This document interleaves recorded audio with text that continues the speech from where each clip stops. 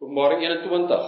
Hy sê, en ek het 'n nuwe hemel en 'n nuwe aarde gesien. Nou weer eens, waar trek ons? Ons moet nie te mekaar gaan met die kronologie nie.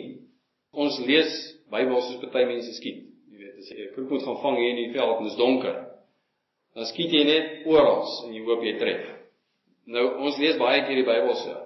Ons lees oral en dan sit ons hierdie goede aan mekaar soos wat ons dink. En ons sê die hoort daar en daai hoort daar. Ons sien dat ons vir onsself 'n baie mooi verhaal skep, maar hy kom nie die Bybel uit nie. Ons het hom aan mekaar geplak. So kronologies is die nuwe hemel en die nuwe aarde na die 1000 jaar na die oordeel. Die eerste hemel en die eerste aarde het verbygegaan en die see was daar nie meer nie. So wanneer verdwyn die see? Na die 1000 jaar. En ek, Johannes, het die heilige stad, die nuwe Jerusalem sien neerdal van God uit die hemel. Wanneer kom die nuwe Jerusalem? Na die 1000 jaar. Kom die nuwe Jerusalem uit die hemel. Toe bereis as 'n bruid vir haar man versier is. En ek het 'n groot stem uit die hemel hoor sê, kyk, die tabernakel van God is by die mense, en hy sal by hulle woon. En hulle sal sy volk wees, en God self sal by hulle wees as hulle God. Nou met baie versigtige respek gesê, dis Vader se begeerte. Hy wil by ons wees. Hy het deur al hierdie risiko gegaan, sy risiko, sodat hy by ons kan woning maak. Dis wat hy wil doen. Hoekom? Want hy is ons familie. Ons is van God gebore. Ons is soos hy, ons is na sy beeld geskape. Ons is nie soos die engele nie, ons is soos God. My familie, wil ek by my familie wees? Ek wil ja, ek doen moeite om by hulle te kom. Ons almal, ons wil by mekaar wees. As jy alleen daar in die berg bly, het jy skade gekry. Dat jy sê, ek wil nie by mense wees nie. Maar dis normaal om tussen jou mense te wil wees. En God wil tussen ons wees. Dis vir ons moeilik met daai begrip. Ons sien hom as daar ver. Ons gee hom allerlei name van die persoon wat daar ver is.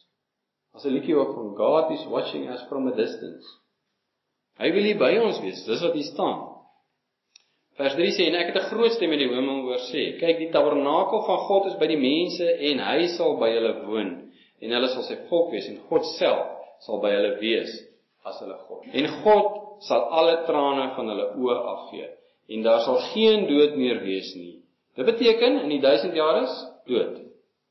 Daar gaan nog steeds dood gegaan word in die 1000 jaar. En daar sal geen dood meer wees nie. Ook droefheid en geween en moeite sal daar nie wees nie, want die eerste dinge het verbygegaan. Vers 5, en hy wat op die troon sit, het gesê, kyk, ek maak alles nuut.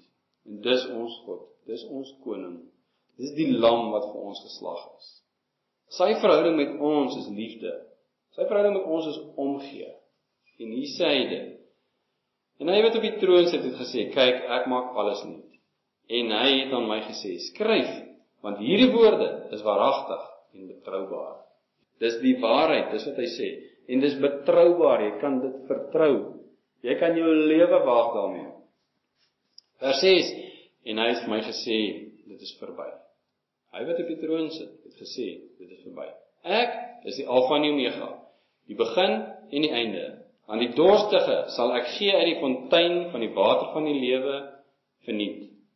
Hy wat oorwin, sal alles beerwe, en ek sal vir hom 'n God wees, en hy sal vir my 'n seun wees. Dit wat in die tuin verkeerd gegaan het, Vader gesê, Adam, waar is jy? Is hier herstel. Hy wat oorwin, sal alles beerwe, en ek sal vir hom 'n God wees, en hy sal vir my 'n seun wees. Ons sal alles beerwe.